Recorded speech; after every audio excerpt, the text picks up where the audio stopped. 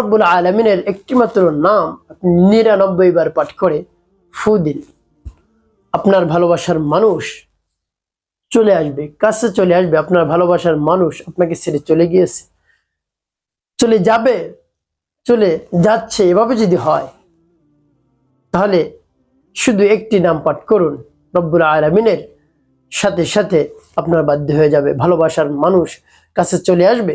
সে যদি চলে গিয়েও থাকে সে বাধ্য হবে আপনার কাছে চলে আসবে। তারপরে সে যদি যেতে চায় আর যাবে না, আর যেতে সে চাইবেও না, মনই চাইবে না তার, যদি একটি মাত্র নাম 99 বার পাঠ করে ফু দিতে পারেন। আমলটি খুবই সহজ, আপনার করতে কোনো ধরনের টাকা পয়সাও খরচ করতে হবে না, অল্প কিছু সময় আপনাকে ব্যয় করতে হবে। অল্প কিছু সময় ব্যয় করে যখন আপনি আমলটি করবেন তখন আপনি একেবারে আনন্দে আত্মহারা হয়ে যাবেন এর ফলাফল দেখে। প্রিয় ভাই বোনেরা, ভালোবাসার মানুষ যদি চলে যায় কথা না বলে তাহলে অনেক খারাপ লাগে, কোনোভাবেই তার মন ভালো লাগে না, দুশ্চিন্তার মধ্যে পড়ে যায়। সে কি করবে কোনো দিক সে খুঁজে পায় না। তো প্রিয় ভাই বোনেরা, সেক্ষেত্রে ভালোবাসার মানুষকে কাছে আনতে আপনি আমলটি করুন। তারপরে অনেক সময় দেখা যায় স্বামী স্ত্রীর মধ্যে ঝামেলা, বোনাবুনি হচ্ছে না, মনোমালিন্য, ঝগড়াঝাটি লেগেই থাকে, একই জায়গায় থাকে, একই জায়গায় ঘুমায়, তারা কথা বলে না। একটি কাজ কখনো ভুলেও করবেন না, যদি স্বামী স্ত্রীর মধ্যে ঝগড়াঝাটি লেগে যায় আপনারা দূরে থাকবেন না, কাছে আসবেন। দূরে থাকলে দূরত্ব বেড়ে যাবে, ভালোবাসার মধ্যে ফাটল ধরবে। অনেক সময় দেখা যায় স্বামী চলে যায় রাগ করে বাসা থেকে বের হয়ে, এটা করবেন না। অনেক দিন আসে না, এটা করবেন না, দূরত্ব বেড়ে যায়। সমস্যার সমাধান তো হয় না, দূরত্ব বেড়ে যায়, এই জন্য দূরত্ব করবেন না। যে ঝগড়াঝাটি হওয়ার পর যে সর্বপ্রথম কথা বলবে রব্বুল আলামিন তাকে অসংখ্য অগণিত সব দান করেন, সুবহানাল্লাহ বিহামদি। তার হিংসা কম, তার রিয়া কম, আর যার রিয়া কম হিংসা কম তাকে রব্বুল আলামিন অত্যন্ত ভালোবাসেন, পছন্দ করেন। এই জন্য সর্বপ্রথম যে কথা বলবে তিনি উত্তম। এই জন্য প্রতিযোগিতা করতে হবে, ঝগড়াঝাটি করা ভালো না। যদি হয়ে যায় তাহলে স্বামী স্ত্রী উভয়ের মধ্যে প্রতিযোগিতা করতে হবে কে আগে কথা বলতে পারে, তাহলে আপনার সংসারের মধ্যে অশান্তি হবে না। শুধু দেখবেন শান্তি, শুধু একটু শান্তির জন্যই তো আমরা অনেক কিছু করে থাকি। সকাল থেকে সন্ধ্যা পর্যন্ত আমরা মাথার ঘাম পায়ে ফেলে কাজ করে থাকি একটু শান্তির জন্য। সেই শান্তি যদি না থাকে তাহলে আমার আর কি থাকলো। এই জন্য শান্তির জন্য আমরা অনেক কিছু করি, অনেক কষ্ট ক্লাস করি, তারপরে শান্তি পাচ্ছি না। শান্তি আপনাকে আনতে হবে, শান্তির কাজ আপনাকে করতে হবে, অবশ্যই শান্তি আসবে। একটু বুদ্ধিমত্তার সাথে যদি আপনি চলতে পারেন, বুদ্ধি খাটিয়ে চলতে পারেন, তাহলে আপনার সংসারে শান্তি আসবে, সব অশান্তি দূর হয়ে যাবে। শয়তান সদা সর্বদাই চাইবে আপনার সংসারের মধ্যে যেন একটা ঝামেলা বেঁধে যায়, তার কারণ শয়তান সবচেয়ে বেশি খুশি হয় সংসার ভাঙতে পারলো। শয়তান বেশি পুরস্কার পায় আপনারা যদি সংসার ভাঙতে পারে। এই জন্য কখনো আপনি এদিক ওদিক তাকাবেন না, এই জন্য কখনো আপনি ঝগড়াঝাটি করবেন না, খুব কম। একেবারে যদি না করে পারেন উত্তম, করবেনই না। যদি হয়ে যায় তাহলে সাথে সাথে সেটা সমাধান করে ফেলবেন। দূরত্ব করবেন না, যদি আপনি দূরে চলে যান দূরত্ব হয়ে যাবে। এজন্য বেশি দূরত্ব করবেন না, তাহলে দেখা যায় পরকীয়ায় লিপ্ত হয়ে যায়। অনেক সময় স্বামীও পরকীয়ায় লিপ্ত হয়ে যেতে পারে, স্ত্রীও পরকীয়ায় লিপ্ত হয়ে যেতে পারে, এই ভয় থাকে। এজন্য দূরত্ব বাড়াবেন না, দূরত্ব যত কমাতে পারেন ততই ভালো। সংসারটা টিকবে, তারপর শান্তি আসবে, সব দিক ঠিক থাকবে।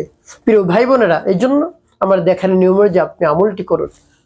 অবশ্যই ভালোবাসার মানুষ কাছে, অবশ্যই ভালোবাসার মানুষ কাছে চলে আসবে, পাগল হবে, আপনাকে পাগলের মতো ভালোবাসবে। তো প্রিয় ভাই বোনেরা, এই আমলটি কিভাবে করবেন? সর্বপ্রথম আপনি উত্তম রূপে ওযু করবেন। উত্তম রূপে ওযু করে পবিত্রতা অর্জন করে পবিত্র স্থানে আপনি বসবেন। বসে আপনার যত ধ্যান খেয়াল রয়েছে দুনিয়া, সব ধ্যান খেয়াল আপনি বাদ দিবেন। বাদ দিয়ে তারপরে আপনি আমলের দিকে মনোযোগী হবেন। সর্বপ্রথম কি পাঠ করবেন? ক্ষমা প্রার্থনা করবেন, হে আল্লাহ, আমি জীবনে অনেক অন্যায় অপরাধ করেছি, ছোট বড়, দিনে রাতে, প্রকাশ্যে গোপনে যত ধরনের অন্যায় অপরাধ করেছি আপনি নিজ গুণে ক্ষমা করে দিয়ে আমার অন্তরকে পাক পবিত্র বানিয়ে দিন। এভাবে রব্বুল আলামিনের কাছে বলবেন। তারপরে আপনি নবী সাল্লাল্লাহু আলাইহি ওয়াসাল্লাম মহব্বত নিয়ে, ভালোবাসা নিয়ে 3 বার দুরূদ শরীফ পাঠ করবেন, সাল্লাল্লাহু আলাইহি ওয়াসাল্লাম, সাল্লাল্লাহু আলাইহি ওয়াসাল্লাম, সাল্লাল্লাহু আলাইহি ওয়াসাল্লাম। এভাবে যখন ইস্তেগফার দুরূদ শরীফ পাঠ করা হয়ে যাবে, তারপরে আপনি কি করবেন? আপনি সেই নামটি পাঠ করবেন। আর রব্বুল আলামিনের নাম নিলে তো তিনি খুশি হয়ে যান, আর তাকে যদি খুশি করাতে পারেন তাহলে আপনার সব কিছুই সহজ হয়ে যাবে। রব্বুল আলামিন বলেন, ওয়ালিল্লাহিল আসমাউল হুসনা ফাদউহু বিহা, আমার রয়েছে সুন্দর সুন্দর নাম, সেই নাম ধরে ধরে তোমরা ডাকো। রব্বুল আলামিনের নাম ধরে ধরে ডাকবেন, জিকির করবেন, স্মরণ করবেন, তিনি খুশি হয়ে যান। যখন তিনি খুশি হয়ে যাবেন সব কিছু আপনাকে দিয়ে দেবেন, আপনি যা চাইবেন তাই দান করবেন, আপনার মনে আশা আকাঙ্ক্ষা বাসনা কামনা সব পূরণ করে দিবেন। এজন্য রব্বুল আলামিনের নাম বেশি বেশি স্মরণ করুন, পাঠ করুন, তাকে বেশি বেশি স্মরণ করুন। প্রিয় ভাই বোনেরা, সেই নামটি পাঠ করবেন যখন মনে মনে ভাববেন, চিন্তা করবেন, হে আল্লাহ, যে উদ্দেশ্যের জন্য আমি আমলটি করতেছি, আমার ভালোবাসার মানুষকে কাছে পাওয়ার জন্য, আমার সংসারের মধ্যে অশান্তি শান্তির ব্যবস্থা করে দিন। স্বামী স্ত্রী যখন এই আমলটি করবে, যখন নামটি পাঠ করবে, এর পূর্বে স্বামী যদি আমল করে তাহলে বলবে, হে আল্লাহ, আমার স্ত্রীকে বাধ্য করে দিন, আমার স্ত্রী আমাদের মধ্যে ভালোবাসা সৃষ্টি করে দিন, গভীর ভালোবাসা সৃষ্টি করে দিন। তারপরে স্ত্রী যখন আমল করবে স্বামীর নাম, স্বামীর মায়ের নাম নিয়ে ভাবে রব্বুল আলামিনের কাছে বলবে, হে আল্লাহ, আমাদের উভয়ের মধ্যে ভালোবাসা সৃষ্টি করে দিন, আরো গভীর সম্পর্ক করে দিন, একেবারে দৃঢ় মজবুতের সাথে যেন আমাদের ভালোবাসা অটুট থাকে, এভাবে রব্বুল আলামিনের কাছে বলবেন। তারপরে আপনি সেই নামটি পাঠ করবেন। আর সেই নামটি কি আমি বলে দিচ্ছি, তারপর সেই নামটি পাঠ করে কি করবেন সেটি আমি পরে বলে দিচ্ছি, আগে নামটি বলে নেই। যেমন বিসমিল্লাহির রহমানির রহিম, ইয়া লতীফ ইয়া আল্লাহ, ইয়া লতীফ ইয়া আল্লাহ, ইয়া লতীফ ইয়া আল্লাহ, ইয়া লতীফ ইয়া আল্লাহ, يا لطيف يا الله، يا لطيف يا الله، يا لطيف يا الله। এভাবে যখন পাঠ করা হয়ে যাবে তারপর একটি ফু দিবেন, তারপর আপনি আবারও পাঠ করবেন, বিসমিল্লাহির রহমানির রহিম, يا لطيف يا الله، يا لطيف يا الله، يا لطيف يا الله، يا لطيف يا الله، يا لطيف يا الله، يا لطيف يا الله، يا لطيف يا الله। পাঠ করে সবার একটু, তারপর আপনি মনে দরদ নিয়ে আবারও পাঠ করবেন, বিসমিল্লাহির রহমানির রহিম, ইয়া লতীফ ইয়া আল্লাহ, ইয়া লতীফ ইয়া আল্লাহ, ইয়া লতীফ ইয়া আল্লাহ, يا لطيف يا الله، يا لطيف يا الله، يا لطيف يا الله، يا لطيف يا الله। করার শেষে আবার একটি ফু দিবেন। প্রিয় ভাই বোনেরা, কতবার পাঠ করবেন? 99 বার গুনি গুনি আপনি পাঠ করবেন, 3টি ফু দিবেন। সর্বশেষ নবী সাল্লাল্লাহু আলাইহি ওয়াসাল্লাম মুহাব্বত নিয়ে 5 বার দুরূদ বিরাম পাঠ করবেন। আল্লাহুম্মা সাল্লি আলা মুহাম্মাদ ওয়া আলা আলি মুহাম্মাদ কামা সাল্লাইতা আলা ইব্রাহিম ওয়া আলা আলি ইব্রাহিম ইন্নাকা হামিদুম মাজিদ।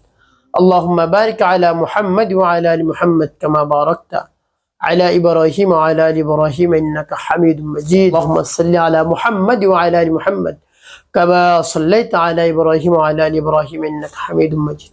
আল্লাহুম্মা বারিক আলা মুহাম্মাদ ওয়া আলা আলি মুহাম্মাদ কামা বারাকতা على إبراهيم وعلى آل إبراهيم إنك حميد مجيد. اللهم صل على محمد وعلى آل محمد كما صليت على إبراهيم وعلى آل إبراهيم إنك حميد مجيد. اللهم بارك على محمد وعلى آل محمد كما باركت على إبراهيم وعلى آل إبراهيم إنك حميد مجيد. যখন দুরূদ ইব্রাহিম 5 বার পাঠ করা হবে, 2টি ফু দিবেন। প্রিয় ভাই বোনেরা, এভাবে আমলটি করা হলো। এখন কি করবেন আপনি? সাথে সাথে রব্বুল আলামিন শাহী দরবারে হাত উত্তোলন করে দেন, আল্লাহ সকল মুমিন মুমিনাত মুসলিমিন মুসলিমাতকে মাফ করে দেন, আল্লাহ জিন্দা মুর্দা সকলকে মাফ করে দেন, আমাকে মাফ করে দিন। তারপরে রব্বুল আলামিনের প্রশংসা করবেন, আল্লাহ আপনি আমাদের হায়াত দাতা, জীবন দাতা, রিজিক দাতা, সবকিছু আপনি দেন। আমার দোয়া দরখাস্ত কবুল করেন, আমার আমলকে কবুল করুন। আমি যে উদ্দেশ্যে দোয়া করেছি, আমল করছি, আপনি তো জানেন, আপনি তো আলিমুম বিজাতিস সুদূর, অন্তরের খবরে জানেন।